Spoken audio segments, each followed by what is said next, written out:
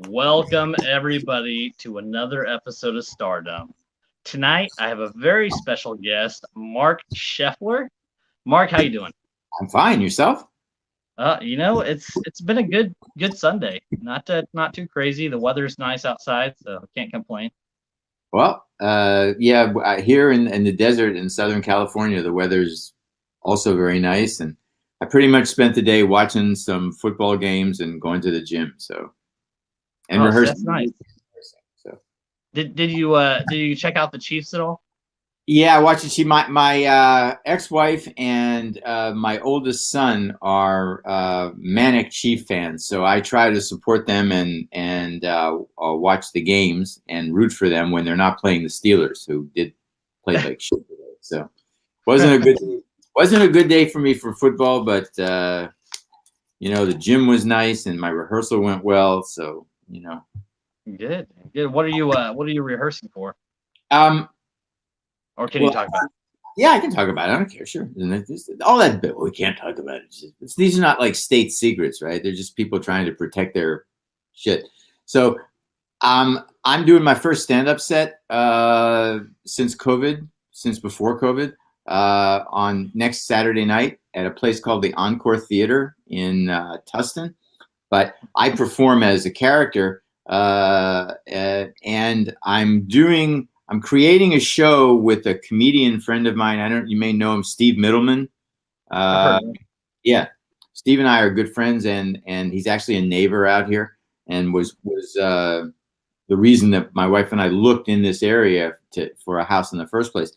Anyway, Steve and I have been working on a show, a live performance show that's him doing his act and my character Elliot doing his act, and then Steve and I on stage together, in the vein of the 2,000-year-old man, in the vein of Mel and Carl's 2,000-year-old man, with Steve obviously in the Carl Reiner role and me in the crazy. So we've been working on it and writing it, and we're on this show next Saturday night, a night of Jewish humor at this theater, and I'm the next to the last act, and Steve's closing, and then after he closes, we've written like about 6 or 7 minutes of we're going to put it up on his feet for the first time. So that's what.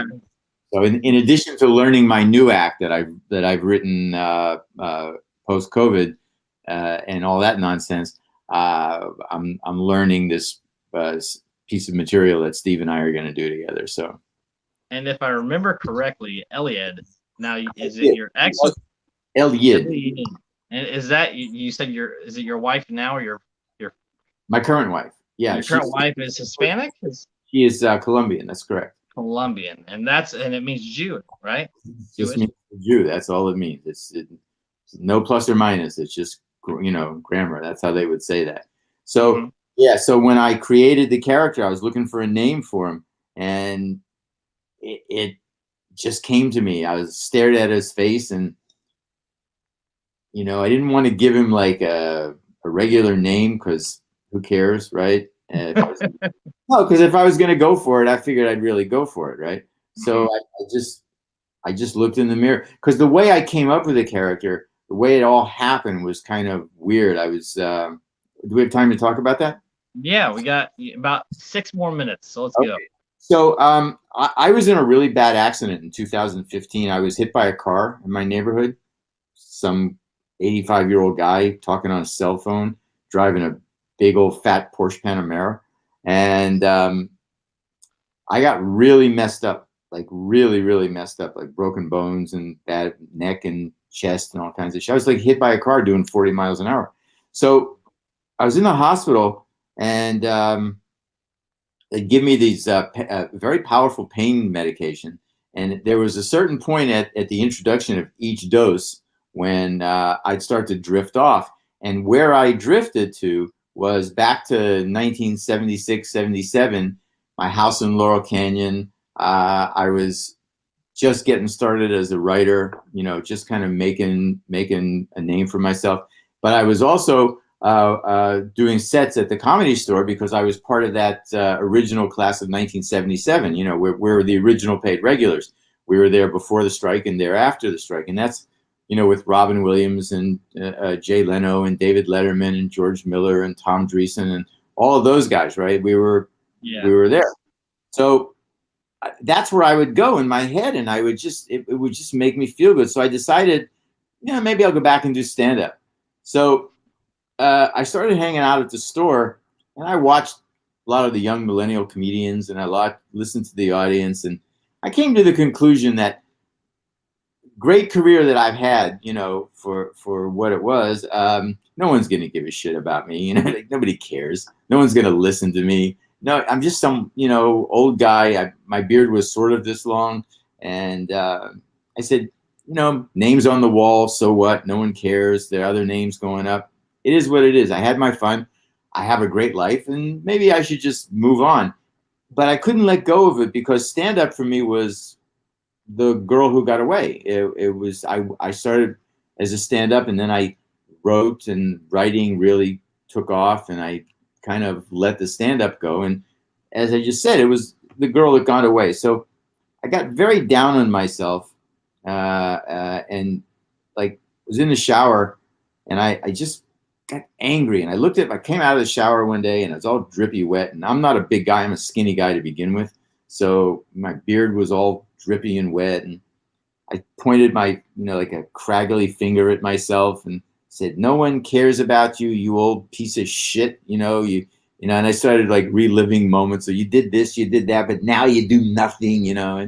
And uh, uh, the idea just came to me like in a flash, and I ran into my closet. I said, "Don't." I actually said to myself, "Don't go away." Right. So I went in, I put on the suit, black suit, white shirt, black tie.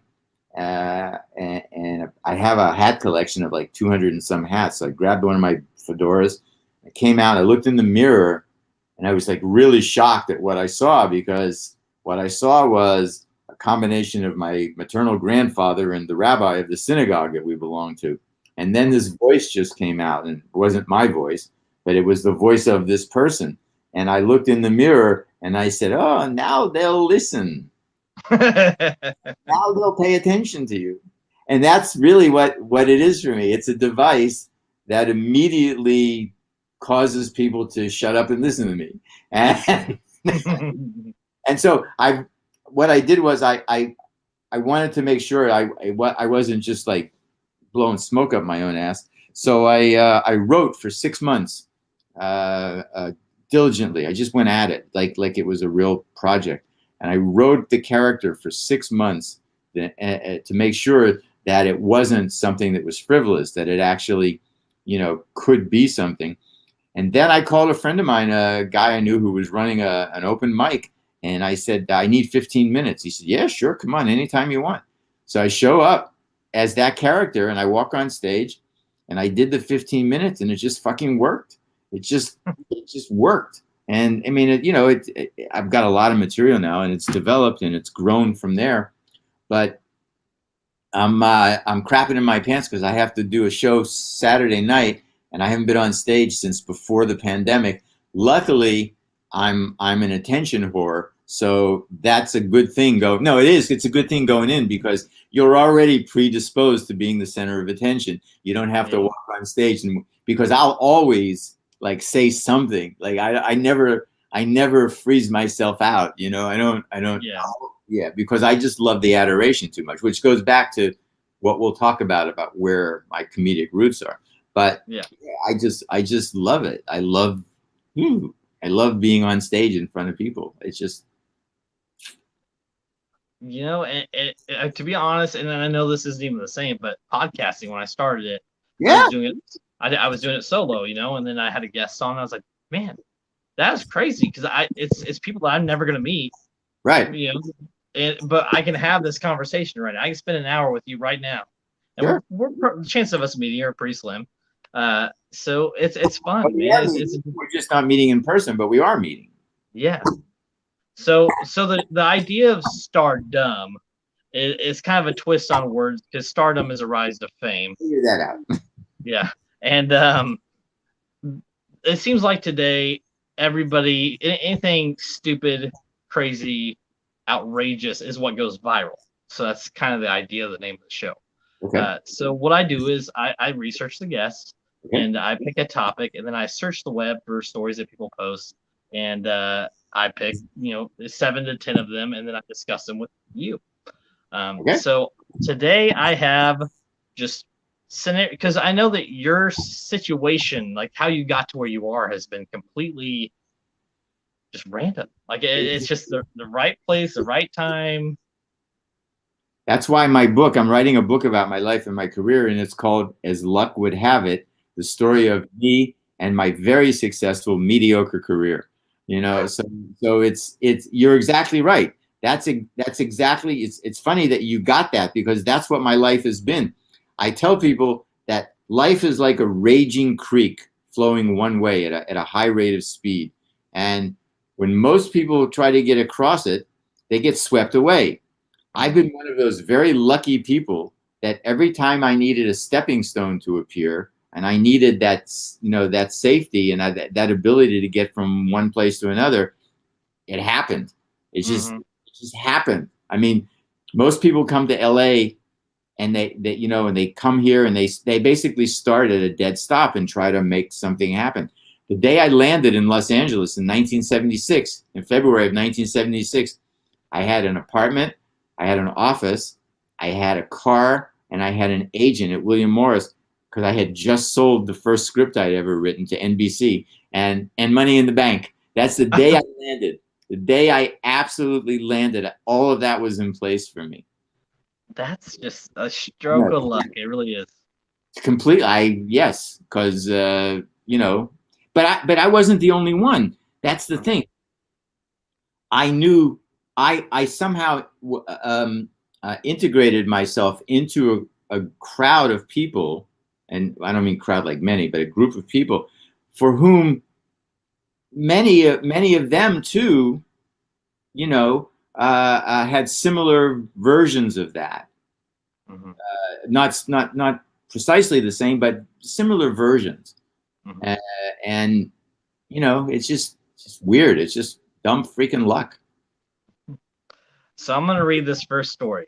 Go ahead. And we're gonna go from there. Sound good? Yes, of course. I grew up in a college town, and one Halloween our doorbell rang, and we opened the door expecting to see trick or treaters. But what was in front of us was our open door was another door, a full-on wooden door that had a sign that said "Please knock." So we did, and the door swung open to reveal a bunch of college dudes dressed up as really old grandmothers, curlers in their hair, etc., who proceeded to coo over our costumes and tell us we were such cute trick-or-treaters. One even pinched my cheek. Then they gave us candy, closed the door, picked it up, and walked to the next house. Okay. And that's it. I mean, it's the comedy of it. It's more of just being in that situation. Okay. So, what do you think? What college did they go to? I have no idea. These are blogs. These are stories that people upload. These are stories that people just put on. Yeah. Well, I think it's like a college fraternity thing. It sounds like. I mean, when I was in college for the 12 minutes I was there, and for the 30 seconds I belonged to a fraternity, I believe we did shit like that. See, I lived in a college town, but I've never. Where'd you live? Lawrence, Kansas. The Jayhawks. Yeah, I lived in Baton Rouge, Louisiana, which is LSU, which is where I went to college for a while until they decided we had some creative differences. Yeah, I see you're holding a Kirkland water. Yes. Yes. How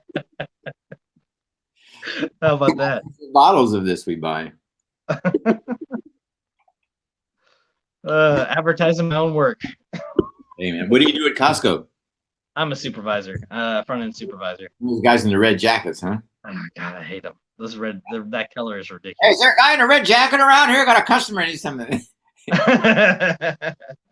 Hey, I got to tell you a Costco story. I was just getting gas there a couple of weeks ago, and the pump kind of like backed up onto me, like the automatic shut off on the pump didn't work, and the gasoline like came back out of my tank onto me on my shoes and my pants.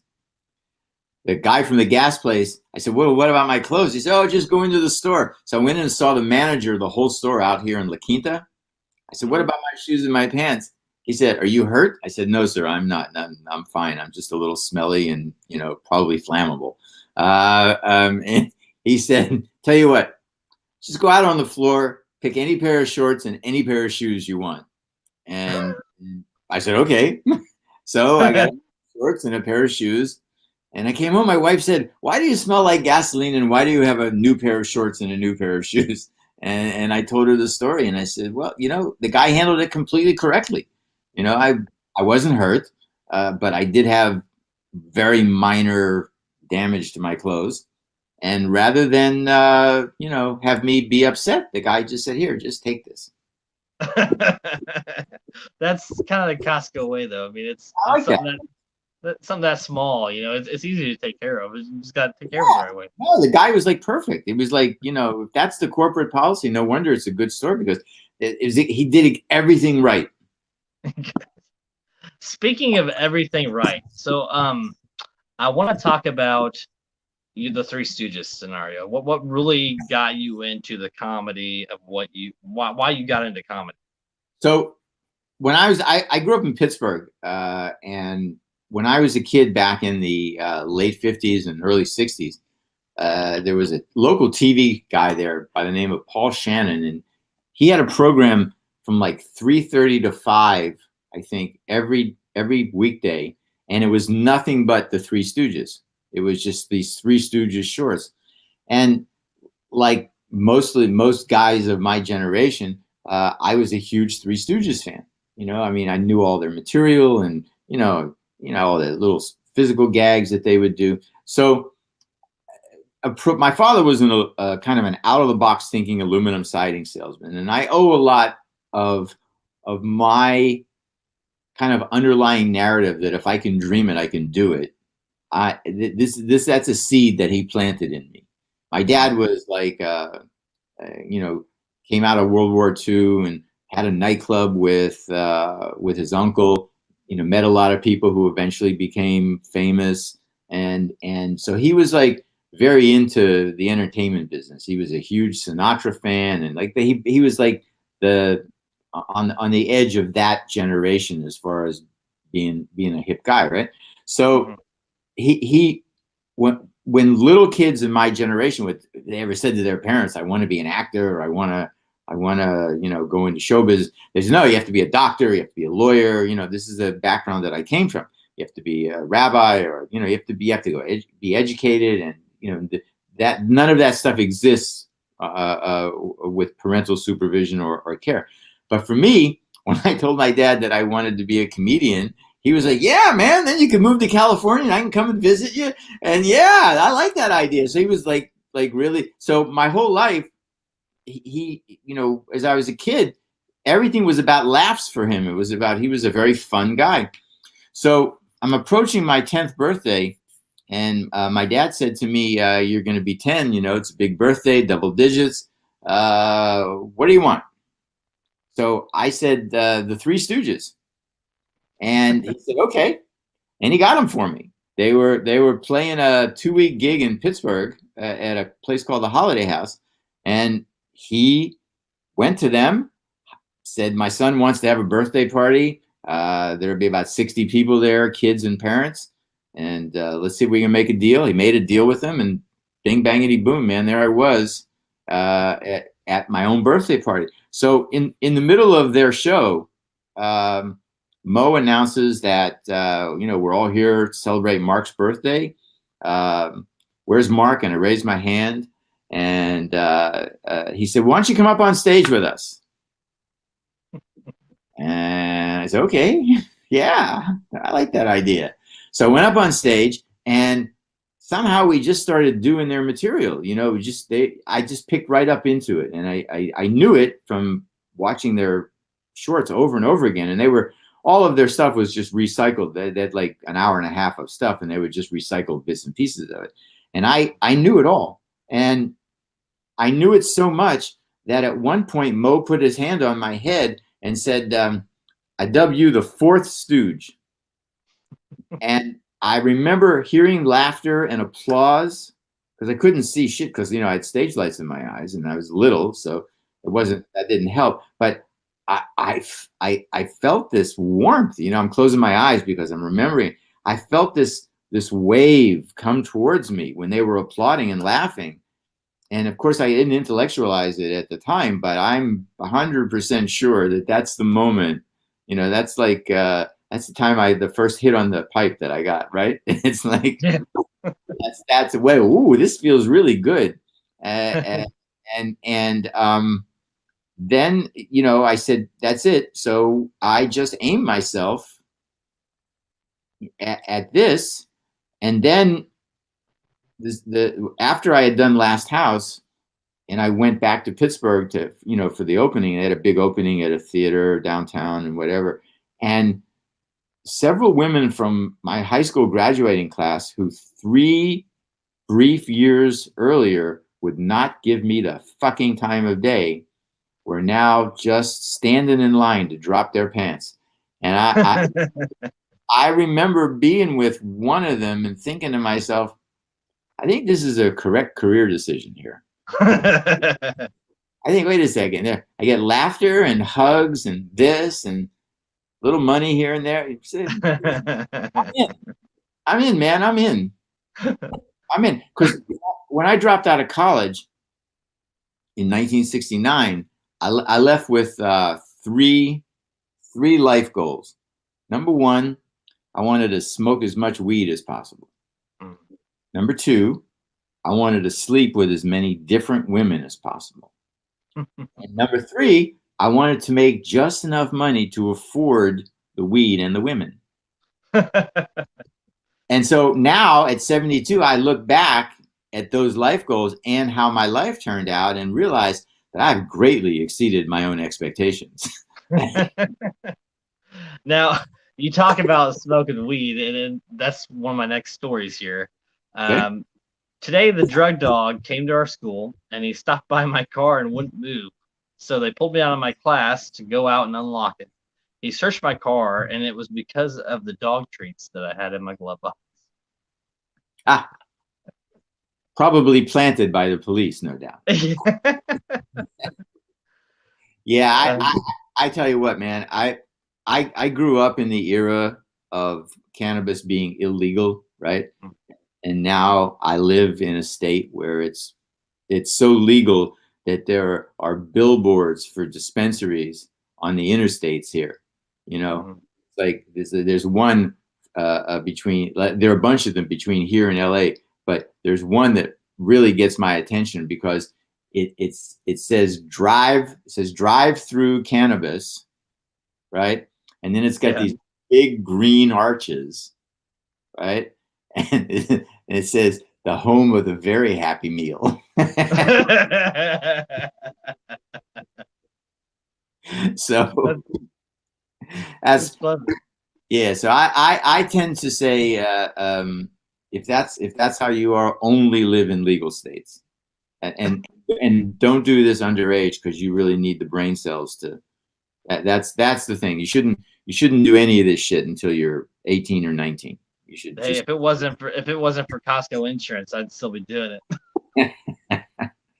Yeah, because you don't live in a legal state. No. Well, even if it was legal, federally, it's not. So and I drive forklifts and stuff like that. So it's not worth it. No. Yeah. So see, that's the difference between you and me. I'd be looking for another job. I'd say, oh, fuck it, man. I'm sorry. Yeah, I get your rules and everything, but no.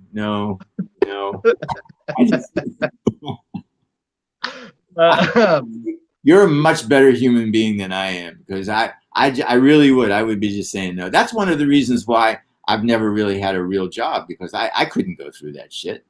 You don't need a real job, though. Look at your career. Your career choices work so well. Yeah, but I could never hold a real job.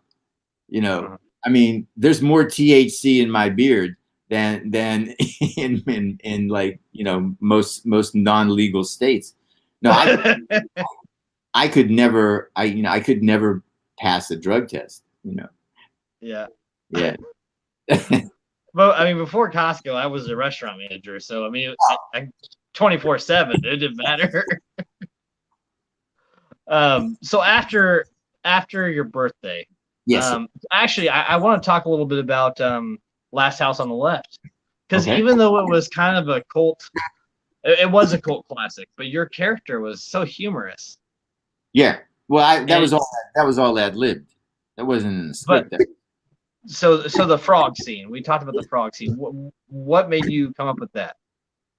well, uh, as a comedian, I would do animal impressions sometimes. Just because I didn't have any words to say something, so I'd go back to like simple shit. So, but it worked. So Yeah. So I remember we were in that scene, and the dialogue that Wes had was, you know, it was okay, but he wanted something to make. He wanted the character to be a little unusual. So he said, "Can you do anything that is weird or unusual, or let me see what it looks like?" So I said, "Well, I do a frog impression." He said, "What?" So I did it, and he said, "Yeah, we got to work that in." So Jeremy and I just kind of improv that scene. We just, the way Larry David does Curb Your Enthusiasm. You know what the story point is, and Yeah. you have competent actors who know their characters, and you know, tell them you need this scene to happen in a minute, and let them go, and you'll see they'll pretty much nail it within 2 or 3 takes.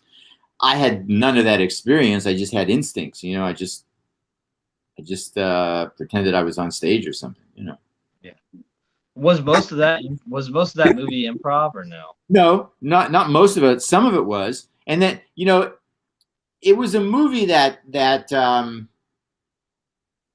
kind of was like a snowball, because it started out as one thing, but as it picked up speed and picked up production stuff, things changed and grew, and it took on a life, like most productions do. It took on a life of itself once it started.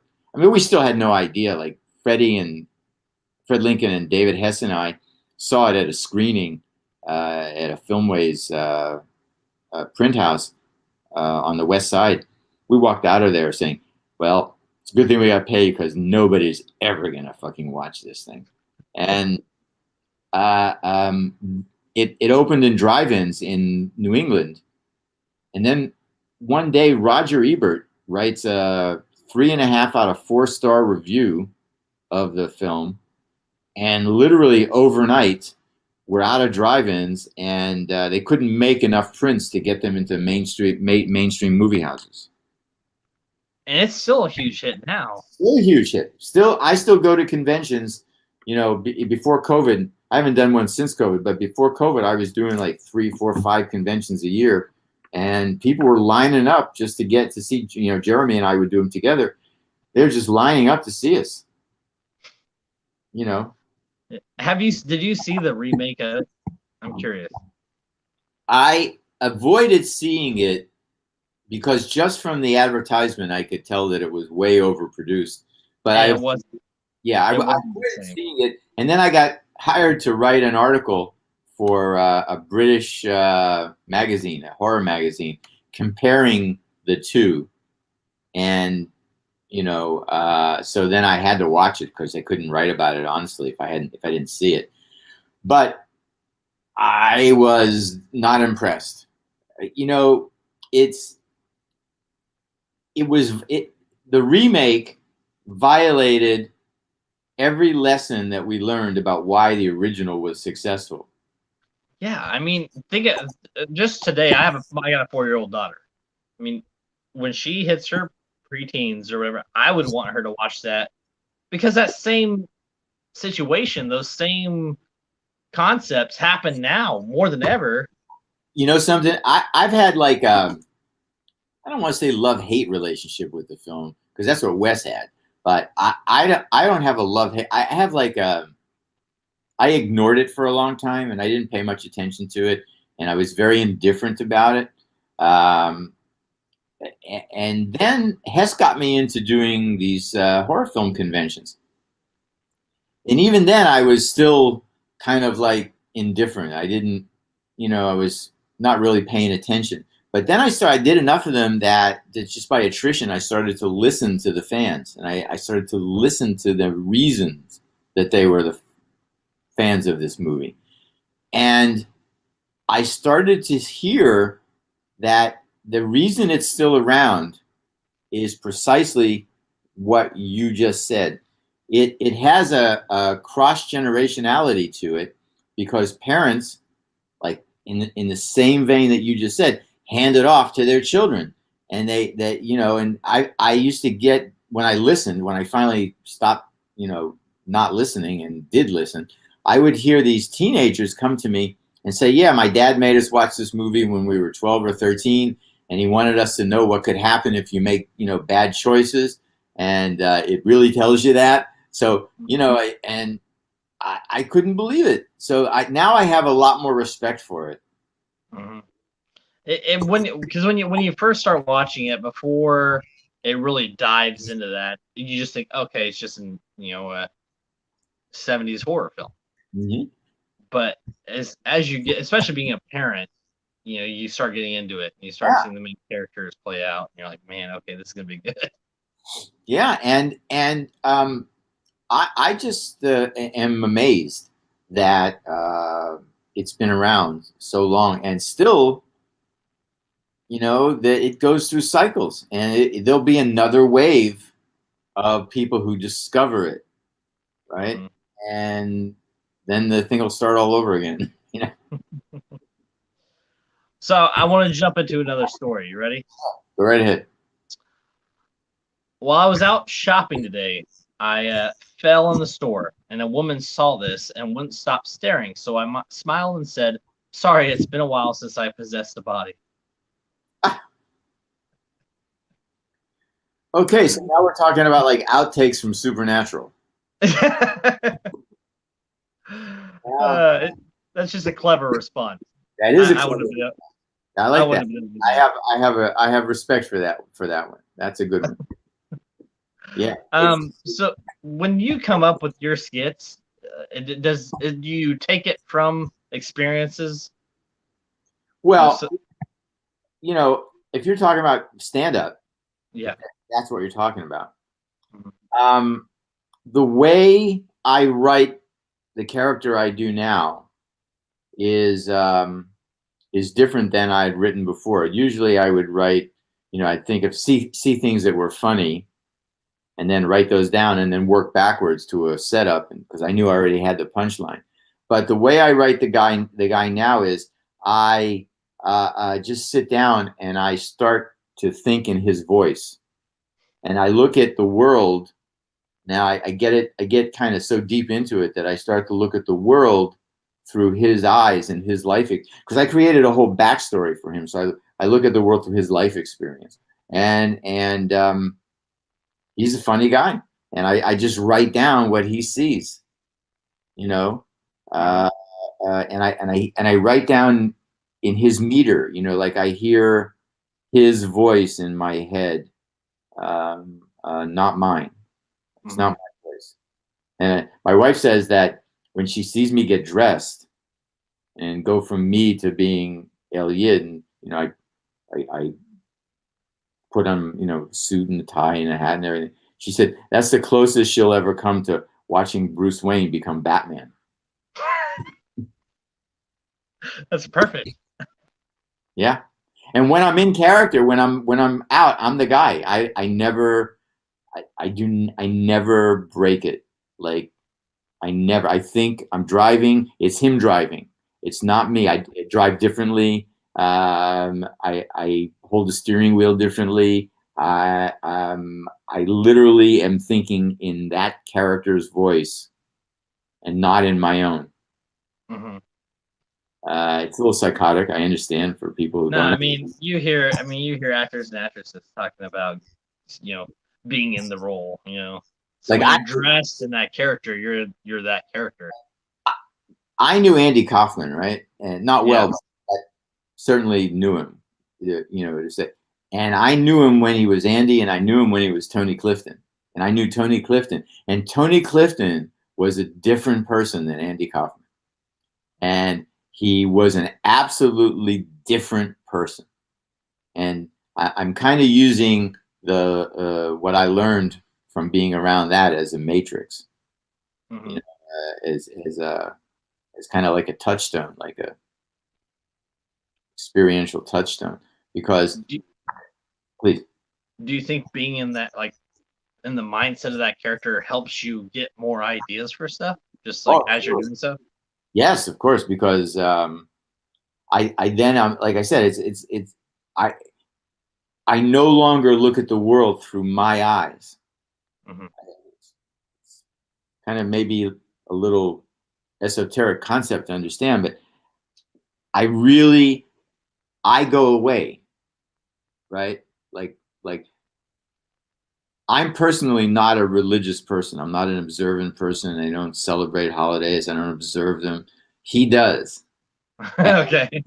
And his take on the world and his take on everything is not what mine is.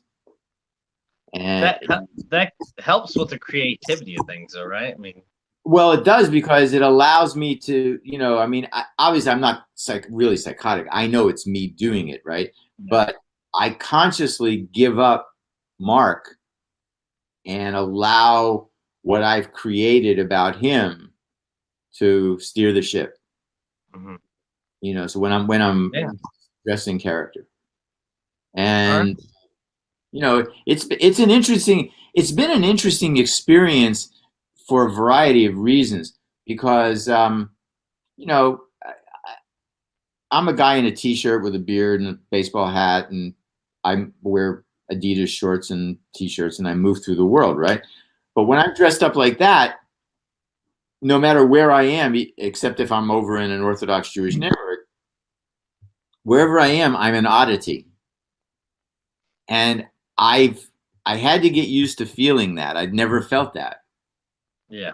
I'd never felt like I was the unusual one in the room, or the unusual one in the store, or the unusual one. I never felt that.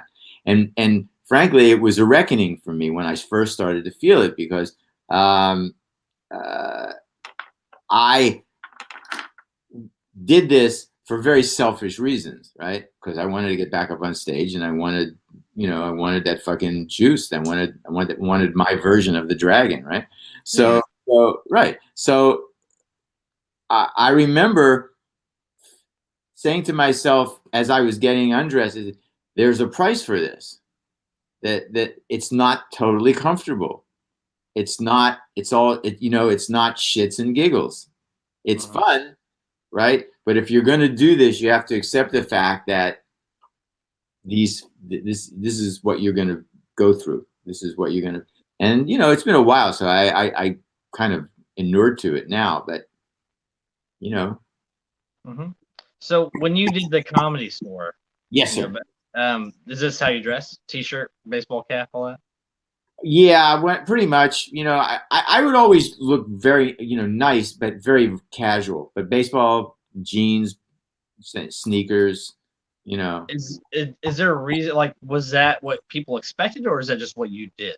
how I dressed. I Yeah. have a hat collection. I have like 200 and some hats. That's what you're saying. That's great. See, I don't know if I can pull off a fedora. Maybe one of those Irish, what do you call them? I don't know. The golfers wear. Those are called tam o'shanter hats. Tam o'shanter hat. This is the hat that I wear when I'm El Yid. Oh, This, okay. this is one of them. I have Mhm. like two in black and it's a couple of dark gray ones. But Do any of them have the curls attached on the sides for you? no, these are real. Yeah, no. That's real. Yeah, that's something my wife said to me. Well, why don't you just grow your beard a few times and we'll cut it off, and then you can have a fake beard made, and then you can just put it on and take it off. And I said, no, that it kind of like negates the authenticity of it. It's Yeah. I don't want to do that. I think I want to just I'll live with this and for as long, take the ride with it. So. Okay, I'm gonna read another story and we'll Go keep ahead. going with you. All right. I had a friend whose roommate had a large German Shepherd dog. One day, when she came home from work, she found him playing with the next door neighbor's kid's pet bunny. Well, it was dead. She panicked and gave the bunny a bath, blow dried it, and placed it back in its cage. Afraid to tell the neighbors that the dog killed it. A couple hours later, they heard the neighbor's kid screaming hysterically. Turns out the bunny had already died and they buried it. The dog just dug it up. I was going to say, I was going to take the position of being the dog's lawyer because I love dogs and I love German Shepherds. And I was about to say to you that this firm represents the German Shepherd.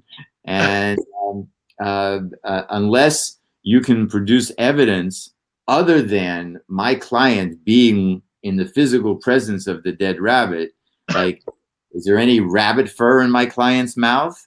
Were there any dog bites on the rabbit's cadaver? Because unless you have that, my client is taking his evening walk tonight. He'll be shitting and pissing on the street. We had a Great Pyrenees. Are you familiar with those? Yes. Ah, man, it was 9 months old, and we don't have a large lot. We're in a big city, you know. And he was 110 pounds. He would hunch back, and his head would hover over our countertops. Huge. Yeah, we ended up giving him to somebody who had several acres. You know. Yeah, I had a German Shepherd for quite a long time. Weighed 140 pounds. It was a Schutzen Shepherd that I had, you know, and just massive, just powerful. And I'm allergic to dogs, but I love them, so I just take medicine. Put up with it, yeah. Yeah. I don't think I could. I don't know if I could live without having a dog. I love them so much. Yeah, we have my youngest son has an 8-month-old Shepherd mixed puppy that we just love, who comes here to visit, and I get my 3 or 4 days of picking up dog shit, and I say, well, nice for them to come and go, you know. But I don't know if it's just I'm trying to avoid dog shit now. I know it's a part of the dog. I get it. It's part of the dog. I get all that. My wife, you know, we talk about getting a dog every now and then. Mm-hmm. I'd love to. I would. It's like having another. I mean, it's not the same as having a kid, but it's another responsibility. Yeah, well, if that's what when people say that your child will, you know, my dad compared me to a dog. What do you mean? What do you mean, Dad? What do you mean? You mean it's just not as? I mean, which is better, Dad, the dog or me? I don't know. Well, it's easier to play like you don't understand the dog than it is to play like you don't understand your kid. And just realize that the kid is not your possession, and that they come into the world a whole human being, and just be a life guide. That's what I do. So you got to Cali, right? I got to California because I sold the first script that I ever wrote. Yeah, and what was The Unseen, right? Is that correct? Yes. About the poisonous snakes in Central Park. Correct. Wow. I do a little research. No, that's fucking great, man. I'm impressed. Yeah. So yeah, that's what got me here. It's very trippy. Like, I look back on, I said I'm writing the book, so now I'm chronicling things, and I look back and just, you know, it's just LA was just. I came here. You know, a lot of people trash LA. You hear people all the time trash LA. And I hear about like human feces in the streets and just homeless everywhere. Every big city has that, but my personal experience with Los Angeles has been one that, you know, a very loving one.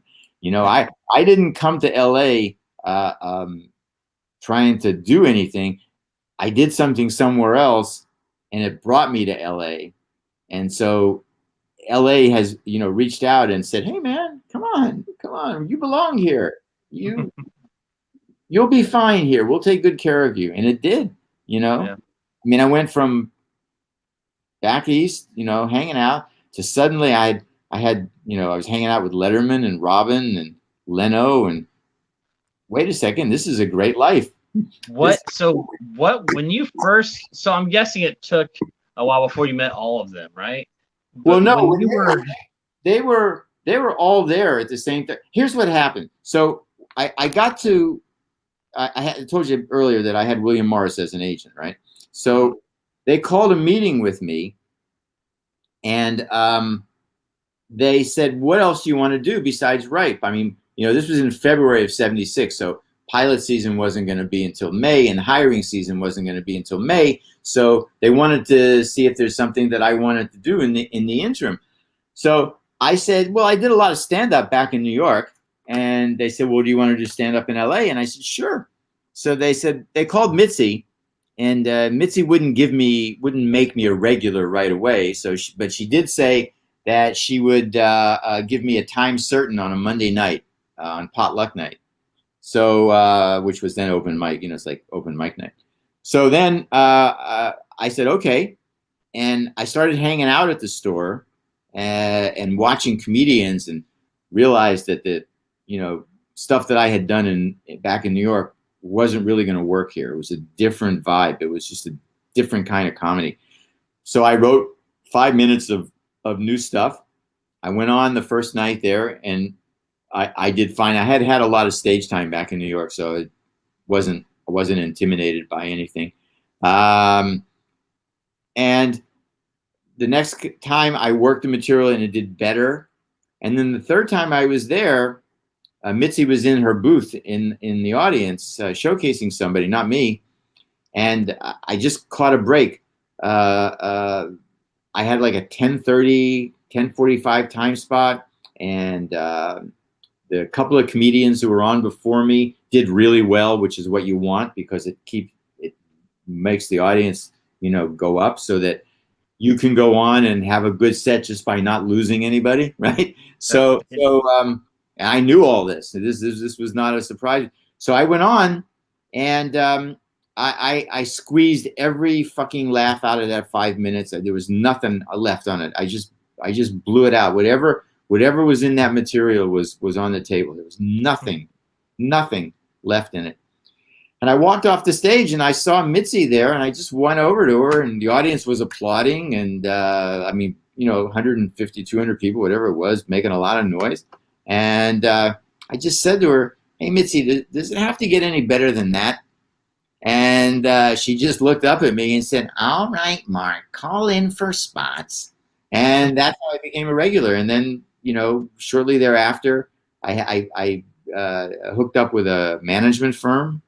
Very first night, I had a real set at the Comedy Store, like name on the bill and everything.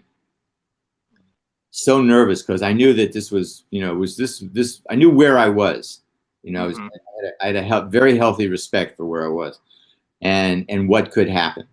So smoking a joint in the back of the Comedy Store parking lot, and I see George Miller walk down the walkway. You're smiling because you know who George is, right? So as George's nose, the closer he gets to me, he starts doing this.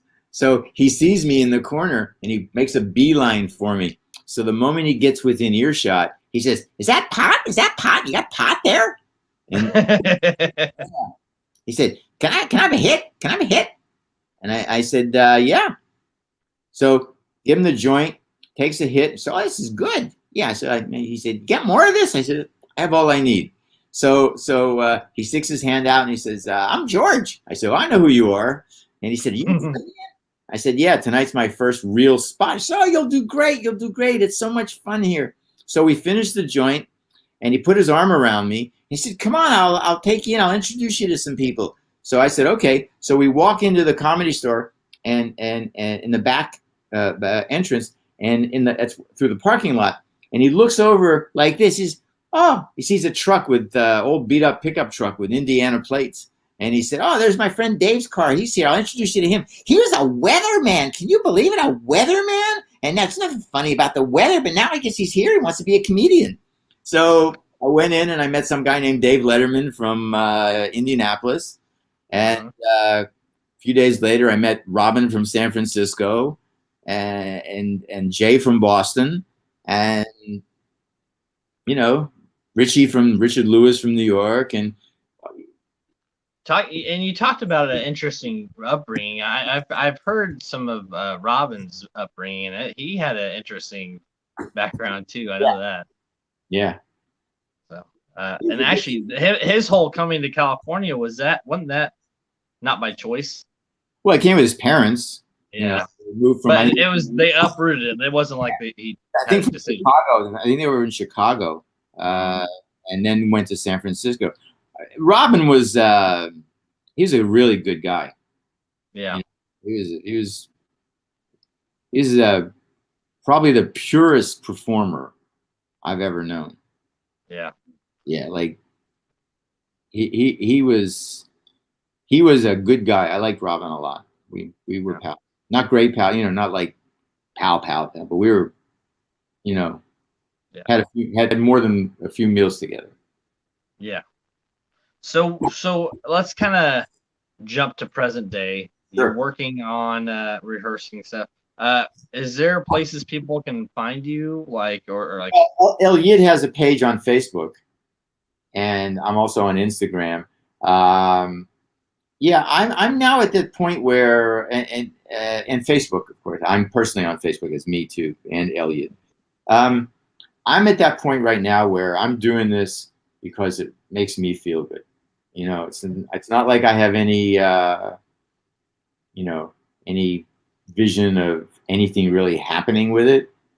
To tell you the truth, I don't know. I don't even think about that. I just I know that I love being up on stage and making people laugh, and as long as I can do that, I'm going to do it. So now, speaking of making people laugh, I'm gonna do one more story. Go right ahead, and then we'll wrap it up. Okay. My brother's friend JB had moved out of state for college. When he moved back, he went to get his out-of-state license converted at the DMV. The man gave him a hard time and said he couldn't abbreviate his name, to which he replied, "That's my name. It's not abbreviated." The man insisted that he couldn't use an abbreviation, so on the form, he put J only, B only. And when he got his license, it said John Lee Bond. Well, I guess you can trust bureaucracy to fuck things up at every turn. There you go. That's exactly the reason why I do what I do, because I find that absurd that they just couldn't write down, hey, that's my name. That's on my birth certificate. You don't have a name, just initials. That's what it is. But no, some bureaucrat makes a decision that they can't honor the wishes of a person's parent or their wishes, and they subvert a reality for their very narrowly constructed parameter. Yeah, it's sad. It really is. Even the masks. I don't know what the rules are out there, but in Kansas City, Missouri, it's not a choice. You want to go shopping, you wear the mask. And people will argue it. And I get that, I get what you're arguing, but I have to wear it. Yes. Yeah. I agree with you, but it's not changing the fact that you can't be in here without it. Exactly. And I find it bizarre, to tell you the truth, as somebody who's 72 and has lived through a lot of shit. It's like, here, I did a Zoom show as me with 3 millennial comedians as me a while ago, during at the height of the pandemic. So the host said, hey, listen, we're going to start the show off by, I'm going to ask all of you guys the same question, and we'll go round robin and see, who comes up with the answers. So the question was, if you could be with any person locked down in this pandemic, who would it be? Living or dead? Any person. So the first guy says, I want to be with Taylor Swift, because if I was with Taylor Swift, I would forget all about COVID and I'd be hitting that shit left and right. Man, I would just be Swift and Taylor Swift, and okay, all right, I'm listening, right? And the second guy says, yeah, Taylor Swift is cute, man, but I like older women, so I want to be with Marissa Tomei. And I'll be with Marissa Tomei, and I'd show her. I would be her young man. I would just be, I would just trap that cougar, and I'd, you know. And then they came to the third guy, who I think wanted to be with the second guy, but I didn't say anything. And then he comes to me. He said, "Mark, who would you like to be with? Any person alive or dead during this pandemic?" And I said, Louis Pasteur, motherfucker. I can get a woman. I need a fucking vaccine. I don't need I need a doctor. That's who I want to be with. You guys are crazy. I want to be with someone who can cure me, not with, not, then I'll get all the women I need. You guys are all thinking like, today, you ain't thinking tomorrow, and I know about the tomorrow. So, and that's a mindset, that's a different point of view. And I might've said, if I was their age, I might've said, something like that too. But at this point, I don't understand why. I have this thing that this thing that I've identified called malignant individualism.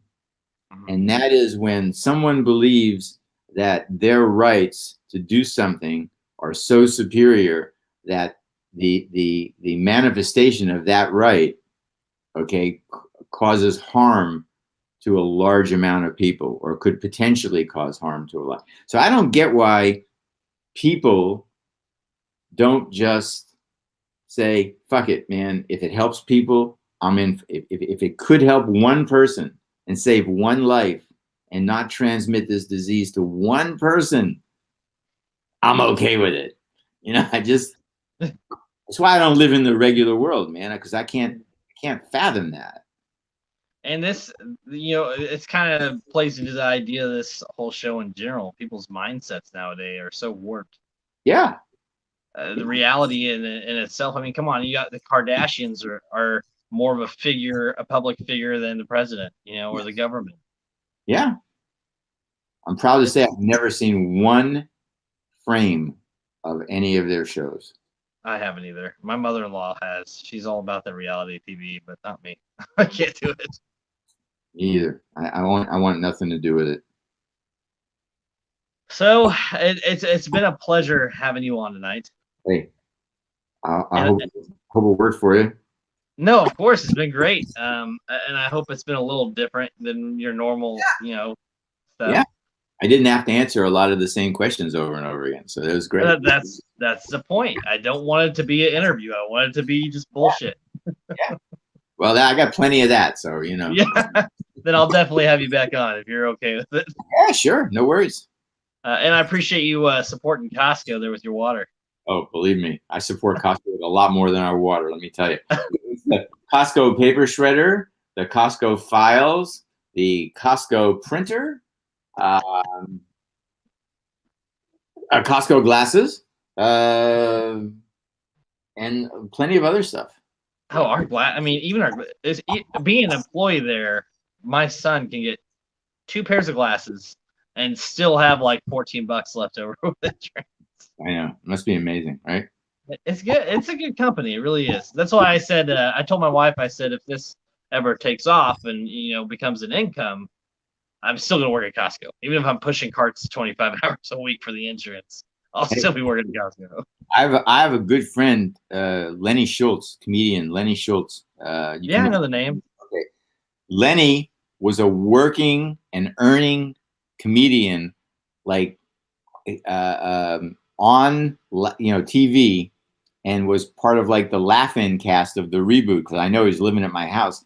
And he still was a gym teacher in the New York City school district. He never quit his job. He enjoyed it. He just enjoyed it that much. Yeah, he'd go do show business for a little while and then go back and teach. That's awesome. Yeah, he's just a terrific guy. He's just fucking nuts, but just the best. All right. Well, I'm going to let you go. But if there's anywhere that you want people to find you, please send me an email. Facebook is fine. Facebook? Instagram. Wonderful. I'll add it into the description of this episode, and I'll send you a link when it's all done if you want to hear it. It's a pleasure. Enjoy. Yeah, Take. you have a wonderful evening. All right. All right. Bye Have a bye. good night.